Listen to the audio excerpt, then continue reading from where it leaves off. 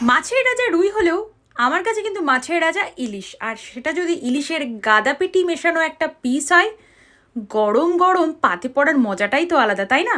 বাজার থেকে কিনে এনেছিলাম একটা 1 কিলোর থেকে একটু কম ওজনের মাছ। গাদা পেটির রিং পিসগুলো বানিয়ে নিয়েছিলাম এই রেসিপিটার জন্য। প্রথমেই কড়াইয়ে তেল গরম করে তার মধ্যে দিয়ে দিলাম ডিম সমেত এই মাছগুলো। খেতে তো পরে হবে, কিন্তু তার আগে কিছু দেখেই না হয় আনন্দ পেয়ে নিই। গরম তেলে মাছটা ফুটছে, আহা এ যে কি অপূর্ব স্বাদ! যখন আমি খাবো তখনই বুঝতে পারবো। তোমাদেরও তো জিভে জল চলে আসছে। এই তো আমি দেখতে পাচ্ছি। তারপরে এই ইলিশের তেলটা ভাতের মধ্যে দিয়ে ভাতটাকে মাছ দিয়ে অল্প করে মেখে আহা, মুখের মধ্যে যখন গ্রাসটা তুললাম, হারিয়ে গেলাম কোন এক জগতে। ভালো লাগলে চ্যানেলটাকে সাবস্ক্রাইব করে দে। সবাই খুব ভালো থেকো, আর জানিও কিন্তু। টাটা।